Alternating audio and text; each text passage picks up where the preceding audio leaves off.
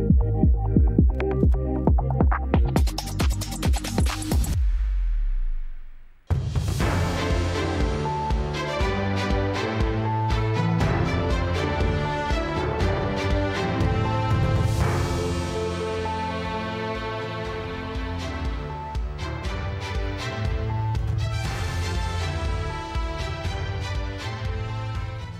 buenas tardes, bienvenidos al tiempo de entrevista aquí en Canarias al Día, en Mírame Televisión, en la autonómica de las Islas Canarias, con muchos asuntos que están pasando en el día a día, que ya ayer, como veían, empezábamos a comentar ya en el Canarias al Día, en la tertulia, en el análisis que ya vamos a tener a partir de ahora, al menos todos los martes a las 9 de la noche, pero hoy queremos hablar también y buscar reacciones a toda esa actualidad con un peso político de Coalición Canaria en la isla de Tenerife y en general también ya a nivel autonómico, porque es diputado regional, pero también es el secretario general de la formación nacionalista en la isla y también alcalde de La Orotava. Francisco Linares, muy buenas tardes, gracias por acompañarnos. Hola David, buenas tardes, encantado. Es un placer tenerle aquí porque además tenemos muchísimos asuntos que comentar y yo quiero empezar con uno que está siendo máxima actualidad en los últimos días y es esa investigación del llamado caso Koldo, que está dejando una repercusión importante en Canarias porque hay figuras muy vinculadas y contrataciones que se están investigando que se hicieron en la etapa del gobierno del Pacto de las Flores y que han figurado o han situado a Ángel Víctor Torres, al actual ministro, en el centro de la diana porque a pesar de que no está siendo investigado, se ha filtrado un informe de la UCO, de la Guardia Civil, que pone de manifiesto esos contactos posibles, presuntos contactos, entre la trama y directamente el que fuera presidente del Gobierno de Canarias. ¿Cuál es la posición de Coalición Canaria ante estas nuevas informaciones? Bueno, nosotros en este asunto hemos respetado siempre los tiempos que la propia justicia tiene, que desgraciadamente son bastante espesos y bastante lentos siempre. Es verdad que sorpresivamente raro es el día que nos sale algo nuevo y aquí lo que hay que es asumir responsabilidades políticas. Presuntamente, pues parece ser que sí que hubieron algún que otro contacto y si lo hubieron, pues quienes tuvieron contacto tendrán que explicar dónde, cómo, cuándo. Estas cosas al final lo que daña es la imagen que la vida política en sí tiene, que debe estar regida por una transparencia absoluta. Yo no quiero vertir ninguna opinión sobre una causa judicial tan grande como esta, porque como antes te dije, bueno, hace días salió ese informe nuevo, vendrán más, se sigue escarbando, aquí hay como una gran costra que envuelve, parece ser, algunas operaciones opacas. Por supuesto, nosotros lo que estamos haciendo es simplemente colaborando y en esa comisión de investigación que hay, que desgraciadamente el colaboracionismo que las empresas están teniendo es nada, nulo o prácticamente escaso, pero bueno, dejemos que la justicia actúe y si al final efectivamente se hicieron transacciones económicas erróneamente hechas, que lo pague quien sea. En política tenemos que ser transparentes y dar claro ejemplo de que estando en pandemia no, las cosas hay que hacerlas como la ley manda. Habla usted de asumir responsabilidades políticas. ¿Usted cree que en este punto debería dimitir el ministro Torres? Hombre, yo creo que en este momento no, porque ni siquiera investigado está aún. Yo creo que en esto hay que respetar los tiempos escrupulosamente. Aquí no se trata de solicitar de una forma a lo mejor un poco abrupta, incluso dimisiones por doquier para intentar sacar rentabilidad pública y rentabilidad política. Creo que hay que ser serio. Yo que desgraciadamente, porque cuando eres alcalde estás fusilado desde el punto de vista judicial siempre y he estado pues, en épocas también con cosas como esta, creo que hay que ser prudente, dejar que la justicia actúe, dejar que la sentencia llegue, dejar que este sumario se abra para que todas las opciones políticas puedan ver exactamente qué es lo que hay atrás y que luego, cuando tengamos sentencia, en el proceso, es verdad, si se investigara, si se imputara al que fue presidente del gobierno, Ángel Víctor Torres, los 4 años pasados, pues a lo mejor ya estamos hablando de otras cosas, cosa que en ese momento no ocurre. Por lo tanto, seamos prudentes y sobre todo dejemos que la justicia, que yo tengo plena confianza en ella, actúe. Bueno, mientras la justicia actúa, hay otro asunto que ha colmado los titulares, desgraciadamente, de Canarias en las últimas semanas, y es la crisis migratoria y sobre todo la falta de consenso político para buscar una solución a lo que es el mayor de los problemas, que es la acogida de menores migrantes cuya tutela pues tiene la comunidad autónoma. ¿Cuál es su opinión sobre esa situación y sobre todo sobre esa falta de consenso político? Bueno, esto es, en un lado, un drama humanitario y en la falta de acuerdo y consenso, una vergüenza absoluta. Quiere decir, los enfrentamientos políticos por intentar escarbar o conseguir cuotas de tipo político no pueden esconder que Canarias tiene un problema humanitario de gravedad absoluta. Y es un problema no de Canarias, es un problema de España y es un problema europeo, donde a veces hemos notado más calor de Europa que del propio gobierno de España. Bueno, yo creo que si alguien ha estado proactivo es el presidente del gobierno de Canarias, que ha estado proactivo, se ha reunido con todo el mundo, ha presentado documentos por escrito sobre mesa para que tanto el PP por un lado y el PSOE por otro firmen, y creo que la modificación del decreto es urgente, ya no por cuestiones políticas, por cuestiones humanitarias. Ahora, desgraciadamente, estamos en la época de calma en los mares y son miles y miles y miles, de los cuales siguen entrando menores. Actualmente hay en Canarias más de 6.000 aproximadamente. Por lo tanto, yo, siendo optimista, espero que el sentido común impere, que los ahorros políticos se queden a un lado y que se llegue a un acuerdo de reparto humanitario de todas estas personas lo antes posible. Si no, esto va a ser una situación insostenible. Canarias está en el límite y tanto el PP como el PSOE son dos piezas fundamentales. Bueno, no solamente eso, imprescindible.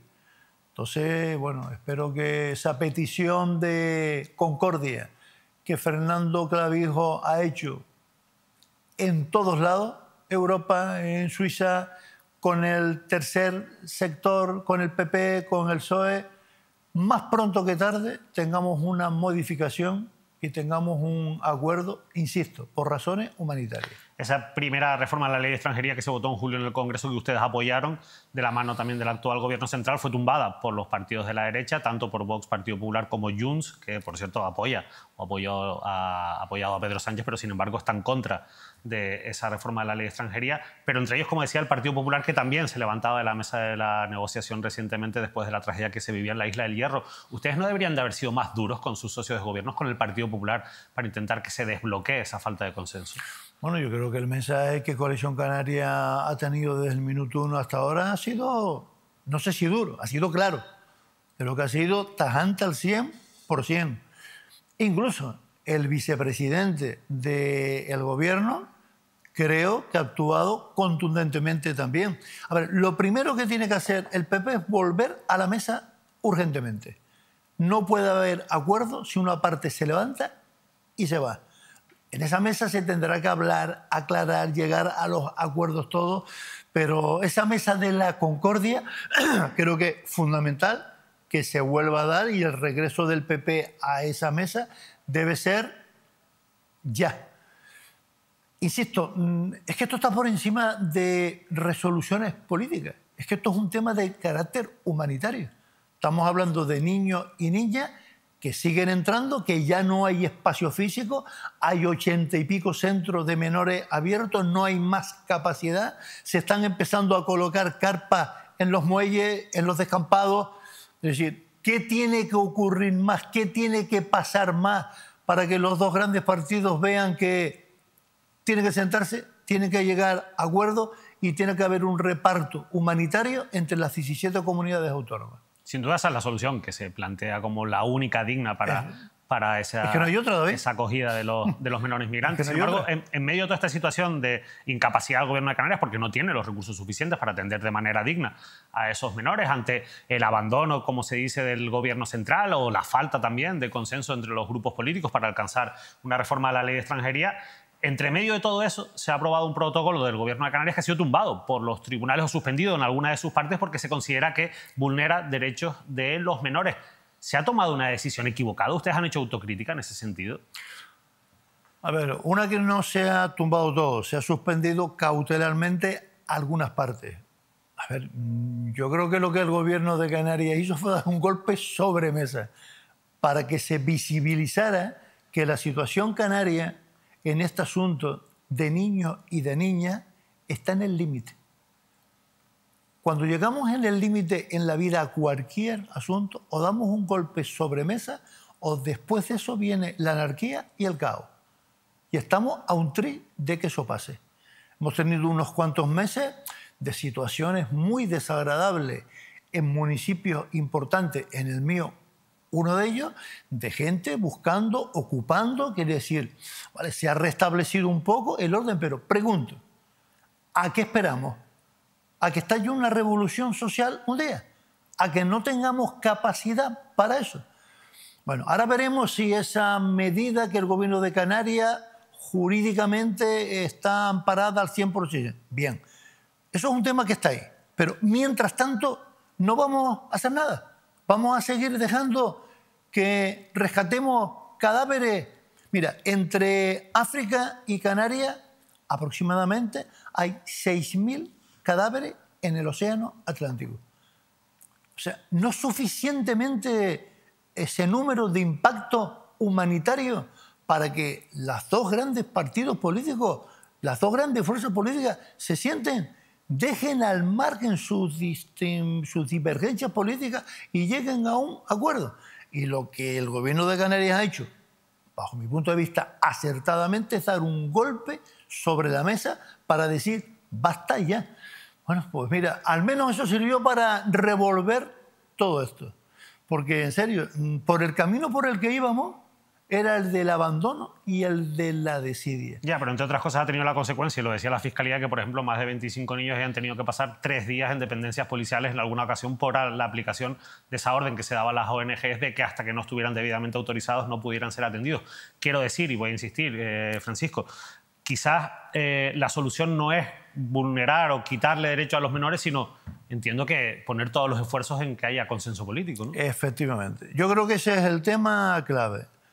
Lo otro es porque también había una preocupación importante que estábamos acogiendo niños y niñas, supuestamente, algunos de ellos sin estar ni siquiera identificados. Es que yo creo que eso no tenía sentido tampoco. Mira, ahora se están haciendo las cosas bien. ¿Por qué? Porque han apretado. Y entonces pues está habiendo más colaboración que la que antes había.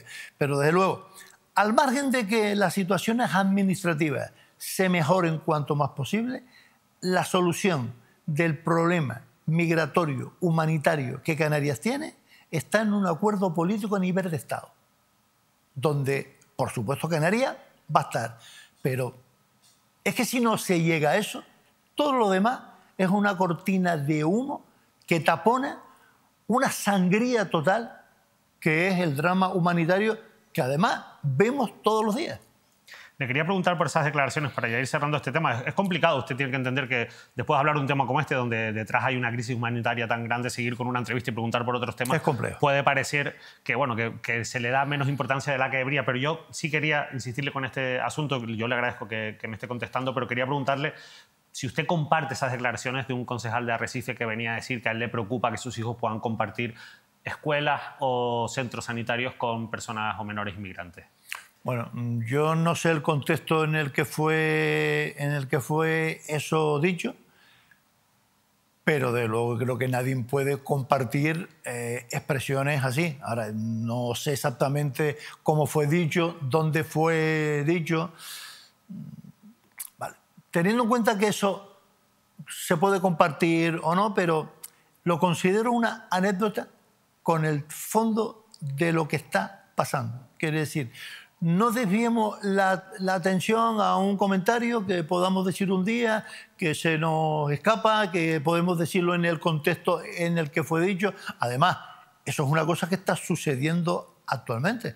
Es decir, en 30 y pico municipios de Canarias hay centros de menores abiertos que conviven en el deporte, en los colegios, en la actividad. El problema ese no es. El problema es la cantidad de gente que está entrando aquí indocumentada, que lógicamente al final se quedan aquí, cumplen cierta edad y están en un limbo absoluto. ¿Qué origina? Que se distorsione, que se comente y que se vaya creando ambientes de tensión, incluso aprovechados por grupos ultra que aprovechan estas cosas para que su mensaje cuelgue. Es que ahí, fíjese, ahí precisamente quería llegar. ¿A usted le preocupa que todo esto al final pueda derivar en un incremento de esos discursos del odio y del racismo entre nuestra sociedad? ¿Cómo no me va a preocupar? O sea, yo soy de la generación que luchó después que la dictadura acabó para que la democracia volviera a este país. ¿Cómo no nos va a preocupar cuando escuchamos que en Alemania ha vuelto a ganar un partido nazi? ¿Alguien pensaba en el siglo XXI que iba a eso pasar? Ha pasado. En Austria está también pasando. En nuestro país hay partidos ultra, con mensajes ultra y con mensajes xenófobos y con mensajes racistas y tienen representación democrática, que no discuto, porque si están ahí es porque hay gente que les ha dado el voto para que estén ahí. Pero hombre, los que ya tenemos una trayectoria política y unos años, nos preocupa la vuelta atrás a esos mensajes, retrógradas, xenófobos y fascistas por los cuales nosotros luchamos y peleamos hace 40 años atrás. Vamos a seguir con otros asuntos no directamente vinculados con esto, pero sí que al final detrás de este tipo de movimientos migratorios hay pobreza. Y en Canarias también hay situaciones de pobreza, aunque los datos macroeconómicos son buenos, los datos del paro van mejorando también. Mes a mes hay algunos problemas puntuales que son claves y que están generando mucho daño social, como por ejemplo las dificultades del acceso a la vivienda. Usted decía antes que este verano hemos vivido algunos episodios, cada vez parecen más habituales, de ocupación de propiedades, de inmuebles. Estamos viendo cómo también se producen algunos desalojos judiciales que están generando, lógicamente, crispación social. ¿Cómo está la situación en el municipio de La Orotava, usted que es alcalde, y en general del acceso a la vivienda? ¿Y qué se puede hacer para que los canarios y las canarias, los residentes en esta tierra, podamos acceder de manera digna a una vivienda? Hombre, a ver, nosotros no tenemos una situación muy diferente a la que creo que ocurre en casi todas partes. Mira, en un municipio como el mío no se construye un bloque, un edificio nuevo desde hace 15 años. Desde la crisis del año 2010, hace ya casi 15 años, no se construye un edificio nuevo. Es verdad que se está construyendo vivienda social. Ahora actualmente estamos construyendo 65 nuevas. Hemos llegado a un acuerdo con Visocán importante, donde vamos a sacar más de 50 viviendas con alquileres sociales asequibles también.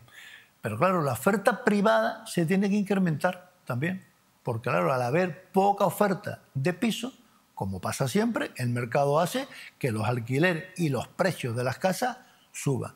¿Qué tenemos que hacer? Pues una de las cosas, de luego, es fomentar la construcción, como hubo durante años, de vivienda, que actualmente hay pocas.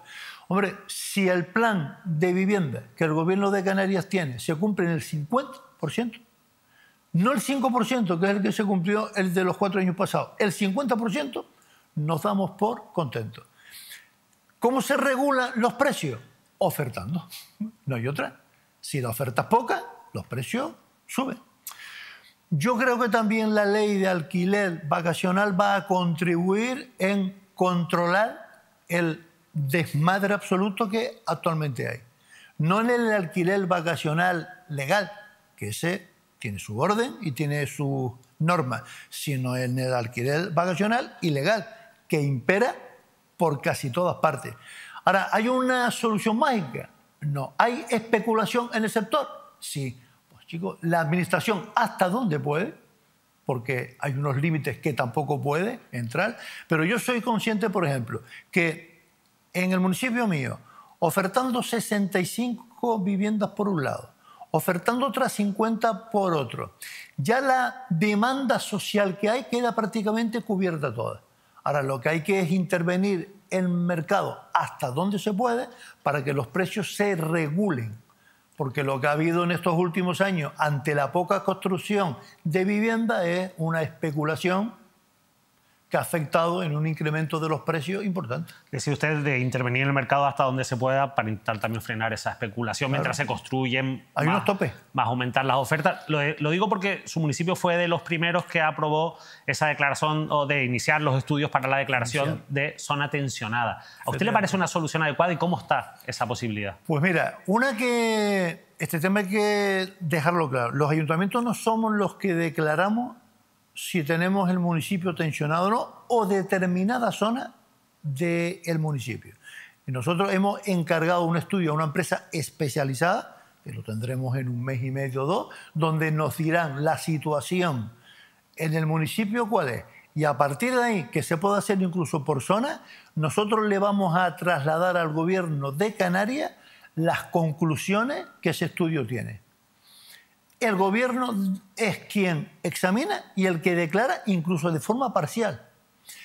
Experiencia. En Canarias todavía no hay ninguna zona tensionada oficialmente. En otras comunidades autónomas sí. Hay experiencias buenas y hay otras malas. En determinados sitios ha contribuido a que los alquileres se incrementen aún más. ¿Por qué? Porque la oferta se ha restringido más. Pero como esto debe estar no en manos de decisiones políticas, sino en manos de que hayan informes técnicos, se lo hemos dado a una empresa especializada, como ha hecho Santa Cruz y otros puntos más. Ese informe ya, te digo, en 1 mes y medio o 2 está, y cuando lo tengamos, pues tomaremos la decisión política, que es de trasladar para que el Gobierno de Canarias, que es el órgano decisorio, lo acepte o no. Estaremos pendientes del resultado de ese informe, alcalde. Pero también le quiero preguntar por un asunto que, bueno, lógicamente es noticia y va a ser noticia sobre todo a partir del próximo domingo, que son esas manifestaciones que de nuevo se han convocado para intentar contrarrestar lo que los convocantes consideran que es una masificación turística que está afectando también al nivel de vida de la población residente. ¿Usted qué opina de estos movimientos? Porque estamos hablando de la vivienda, el acceso a la vivienda, esos problemas es uno de los muchos discursos que se entrelazan en esta convocatoria. ¿Usted qué opina? Vamos a ver, que la gente salga a la calle para demandar y exigir cosas siempre es bueno. ¿Por qué sale?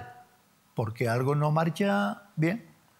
Tenemos que equilibrar el modelo turístico que en Canarias hay. Yo creo que eso lo compartimos todos. ¿Podemos despreciar el modelo turístico que hay? Creo que sería un gravísimo error. ¿Por qué? Porque sustenta en un tanto por ciento altísimo el Producto Interior Bruto y la mayoría del empleo que hay. ¿Está bien financiado y bien pagado el empleo que en el turismo hay? Posiblemente no.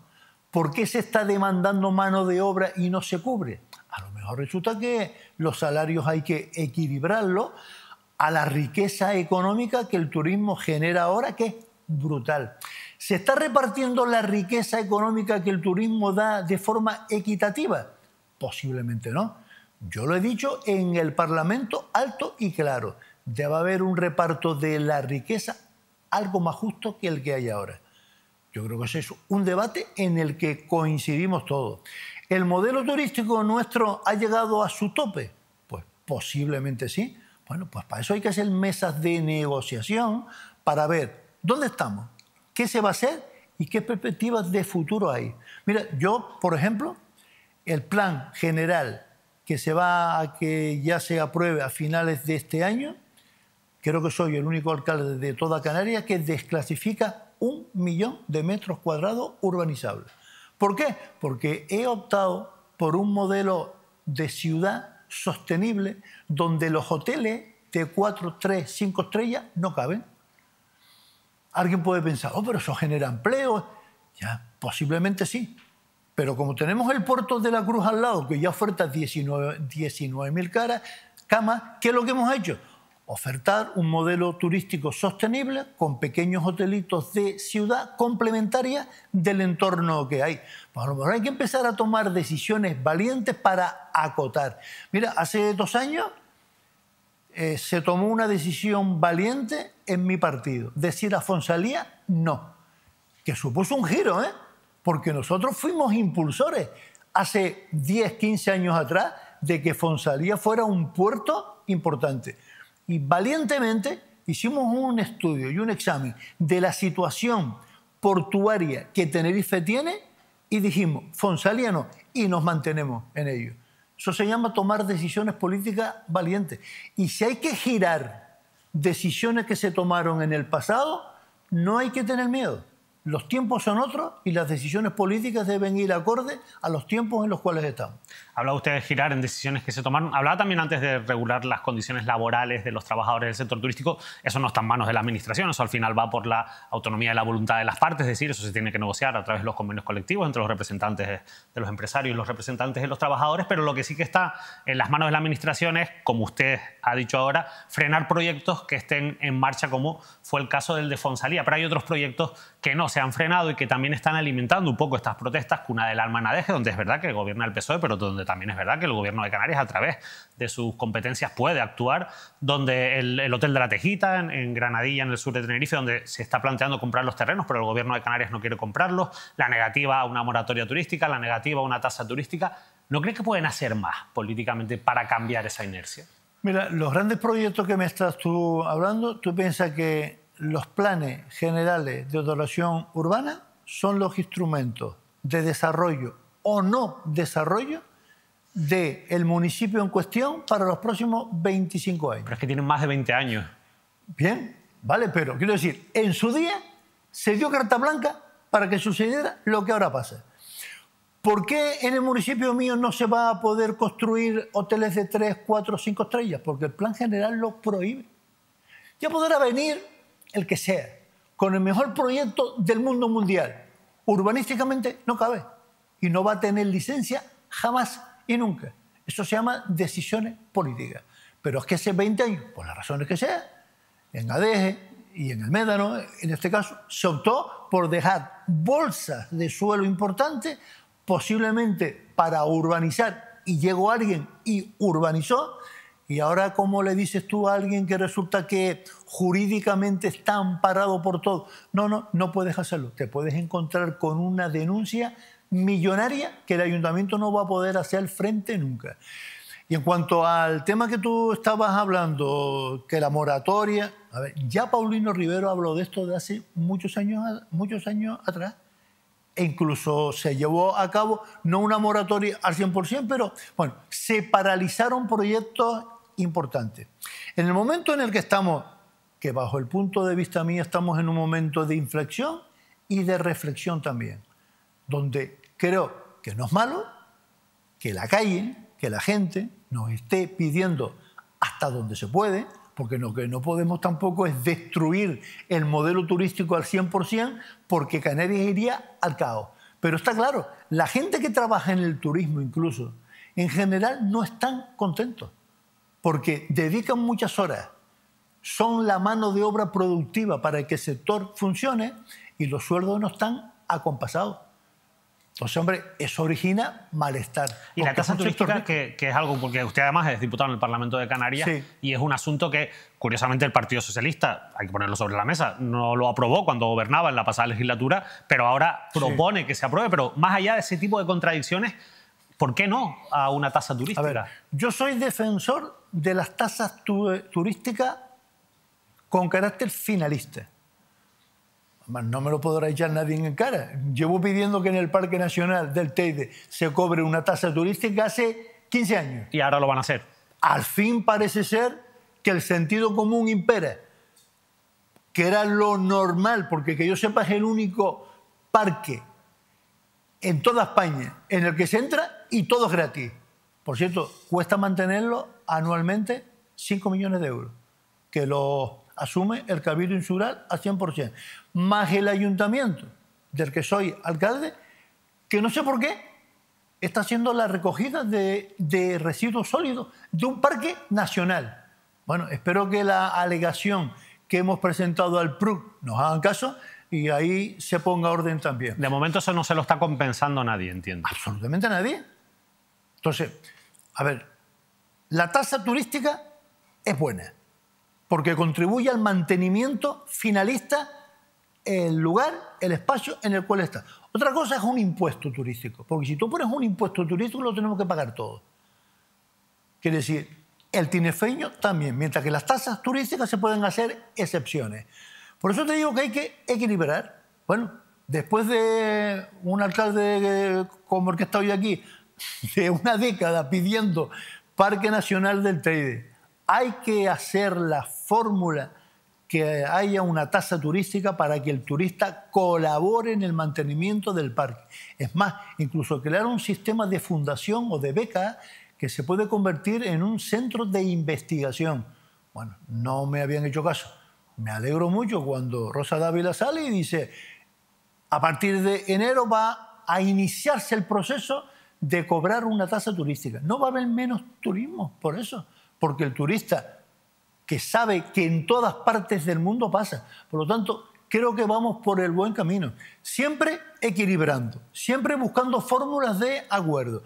Y que la gente que nos escuche y que nos vea sepa que el impuesto es una cosa y la tasa es otra. El impuesto es difícil por el hecho que lo tendríamos que pagar todo, pero la tasa es posible y que el turista pague como tú y yo cuando viajamos, pagamos por todo. Para que quede claro, entonces usted no está a favor, o sí, de una tasa turística que grave a los visitantes que llegan a los hoteles. O sea, entiendo que si se hace como tasa sí, pero si se hace como impuesto, no. En cualquier caso lo pagamos todo, lo pagará cualquier persona que se aloje en un establecimiento turístico. Claro, pero si haces un impuesto, si yo me voy un fin de semana al sur, como tinerfeño, que pago mis impuestos aquí, voy a tener que pagar también un impuesto complementario como si viniera de Suecia. Yo creo que eso hay que buscar fórmulas y la única fórmula es irnos a las tasas. Y las tasas turísticas de compensación económica que existen en cualquier parte del mundo, menos en Tenerife, que yo no sé por qué ha imperado lo de la gratuidad para todos. Vamos a ver, David, es que nos vamos a una isla que no tenemos lejos y en Lanzarote se paga por todo. No por algo, por todo. Pregunto, ¿por qué en Lanzarote es válido y aquí no? Vamos a ver cómo sale esta iniciativa ahora que impulsa el Cabildo de Tenerife y que evidentemente de momento ha sido bien acogida socialmente. Sí. Parece que se entiende que haya que pagar por explotar nuestros recursos naturales. Es de sentido común, David. Es lo que suele ocurrir. Hablando de cuestiones urbanísticas y demás, yo quería aprovechar para preguntarle por una cuestión de su municipio que ha sido actualidad en los últimos días, y es esa sentencia de un juzgado que condena al promotor de un restaurante, el restaurante La Playa del Boyullo, a 1 año y medio de cárcel por un delito contra el territorio por unas obras que realizó precisamente en esa instalación. ¿Cuál es la posición del ayuntamiento?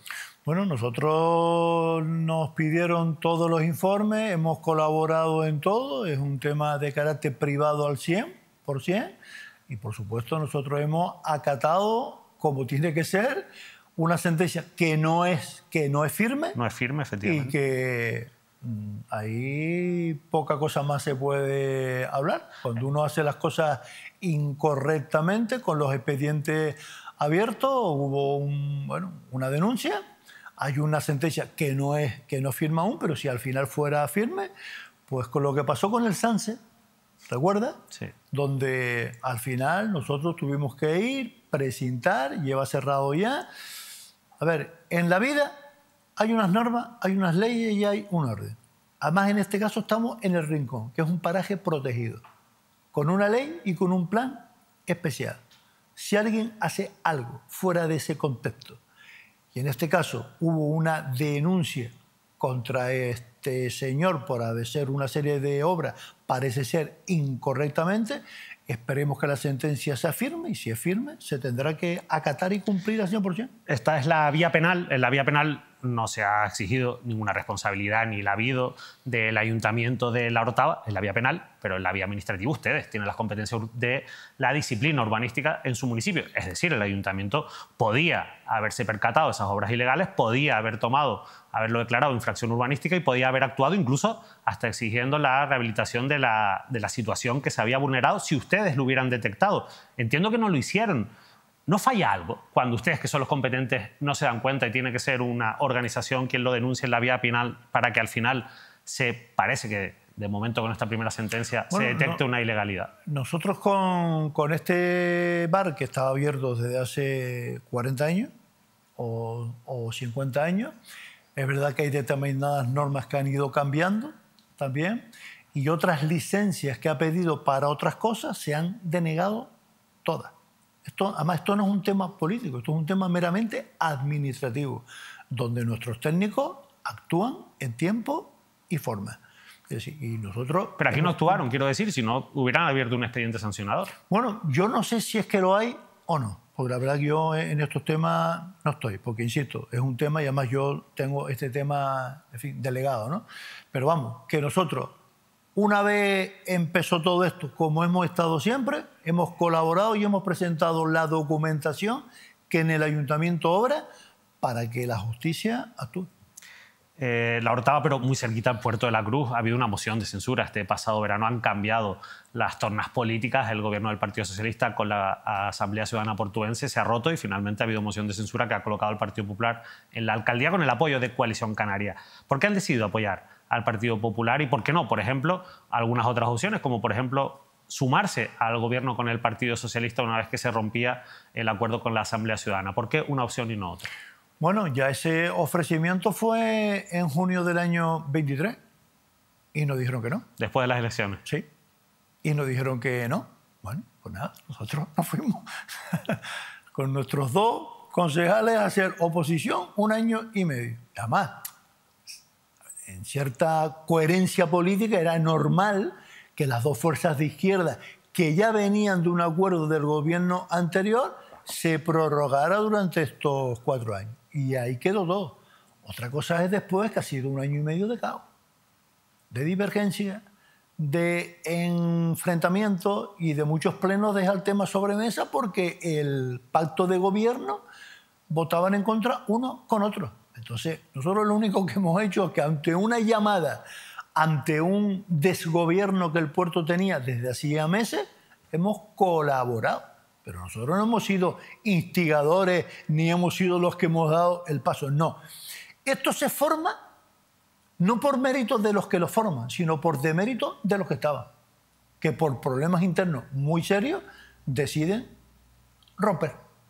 Y hombre, el puerto es una ciudad que tiene que tener un gobierno estable, que es lo que ahora tiene, formado. Yo considero un gobierno de concentración, porque ideológicamente han dejado el tema aparte y se han dedicado a poner en orden asuntos muy graves que, como tú sabes, el puerto tiene que asumir a corto plazo porque es un pulmón turístico, generador de empleo para el Valle de la Orotava entero. Por lo tanto, más que mérito de los que hemos entrado, ha sido de mérito de los que estaban antes dentro. 2 cuestiones antes de finalizar la entrevista, porque hablábamos de la estabilidad política en Puerto de la Cruz, pero ¿y en Guía de Isora le preocupa la situación política teniendo en cuenta después de la dimisión de ese concejal, que bueno, al final ha dejado la cosa en 10 y 10 concejales entre el PSOE y el actual grupo de gobierno? ¿Usted cómo lo ve? Hombre, es una situación, a ver, un poco extraña, claramente, que el número 2 de tu formación política, por divergencia o por lo que sea, haya decidido irse al grupo de los no adscritos. A ver, lo ético y lo correcto en estos sitios, cuando uno está incómodo, es uno irse a su casa. Pero bueno, él ha optado por estar ahí y, hombre, la situación es un poquito surrealista, 10-10-1, ¿no? Bueno, hasta ahora los temas van, en fin, saliendo, lo importante es que Guía siga, pero es una situación donde habrá que convivir los 2 años y medio que quedan. No es algo nuevo tampoco, en muchas partes pasa. A ver, todo esto se arreglaría si la ley electoral cambiara y las actas no fueran de los concejales, sino de los partidos, que es lo que yo he pedido siempre. ¿Usted está de acuerdo con eso? Eso de que mi credencial sea mía, yo disponga de ella a mi gusto y a lo que yo quiera hacer durante 4 años, yo creo que las credenciales de los concejales, de los miembros del Parlamento, del Cabildo, que se presentan en un partido político con unas siglas arriba, deben ser de los partidos. Desgraciadamente la ley electoral nuestra y las del mundo prácticamente todos son unipersonales y ocurren estas cosas. Francamente te tengo que decir también que en este caso el concejal David Reyes se está portando de una forma honesta, está contribuyendo a que la gobernabilidad... Pero es curioso, ¿no? Porque al final esa gobernabilidad depende de lo que David decida. Sí, es decir, si hoy un día quiere apoyar al PSOE, pues al final se pueden tumbar proyectos del gobierno local, presupuestos... No sé. Hombre, se está solventando, supongo yo, con mucho diálogo interno y pensando en Guía y no los intereses personales de nadie. Es verdad que hasta ahora está siendo así. Una última cuestión, porque le he escuchado en el Parlamento hablar de un asunto que hemos tratado aquí muchas veces, y es la complicada situación del sector del plátano en Canarias y en el municipio en su municipio, en La Orotava, evidentemente el plátano tiene cultural y económicamente un peso muy importante. La realidad es que se están picando, tirando toneladas de plátanos a la basura. El sistema está fallando. ¿Usted cómo cree que se tiene que solucionar esta situación? Y sobre todo, ¿tiene futuro un cultivo como el del plátano, que históricamente es incontestable la repercusión que ha tenido en la economía de Canarias, pero que también es verdad que ahora que hablamos de sostenibilidad y demás, no deja de ser un cultivo que consume mucho territorio y también tiene una fuerte carga hídrica? Bueno, el sector del plátano, que ya no es un cultivo, es un tema identitario. O sea, yo creo que si hay un sector que respira canariedad por los cuatro costados, es el plátano. Uno, porque mató el hambre en Canarias durante muchos años atrás, y ya desde hace casi 20 años pues tiene unas ayudas del POSEI, que son ayudas que vienen de Europa destinadas al plátano, de 140 millones de euros anuales. ¿Qué está pasando? Pues que se está tirando a la basura el año pasado 26 millones de kilos de plátano. Es una barbaridad. 26 millones de kilos de plátano. Eso, como dije yo, es sencillamente inexplicable. Pues yo creo que lo que hemos hecho que es aprobar un decreto que intenta restablecer el orden y regularizar el nivel de poder dentro de los plátanos, de los grandes y de los chicos. Y hay que hacer así y ponerlo en el mismo punto. ¿Por qué? Porque si no, un día Europa se va a cansar, va a quitar los 140 millones de euros y al plátano le va a pasar lo que le pasó al tomate hace 10 años, que prácticamente hoy en Canarias es un sector residual. ¿Podemos permitir eso? No. El compromiso político es tal que ha sido aprobado unánimemente por las fuerzas parlamentarias, todas. Y te digo algo, no vamos a ceder ni un ápice para atrás. No hay que contentar a uno, hay que contentar a todos. Pero sobre todo, hay que contentar al sector. Porque lo que no podemos es recibir una ayuda económica importante y estar picando, para que la gente lo sepa, estirando 26 millones de kilos de plátano cada año, porque eso, como tú dijiste antes, sencillamente inadmisible. Bueno, es un asunto que por lo menos se está debatiendo, está generando debate y yo creo que era necesario que se hiciera antes que tarde. Francisco Linares, ha sido un placer tenerle en esta entrevista y poder hablar de temas muy genéricos, también de algunos relacionados con su municipio, pero cosas que yo creo que sin duda nos afectan a todos, de verdad. Muchísimas gracias. A ti, como siempre, encantado. Francisco Linares, secretario general de Coalición Canaria en Tenerife, alcalde de La Orotava, parlamentario en la Cámara Autonómica, nos ha acompañado para conocer la posición de Coalición Canaria sobre muchos asuntos de actualidad. Espero que haya sido de su interés. Nosotros le dejamos con toda la programación habitual. En unos minutos empieza el programa de Manuel Artiles. Nosotros volvemos mañana también con más entrevistas. Que pasen una feliz noche.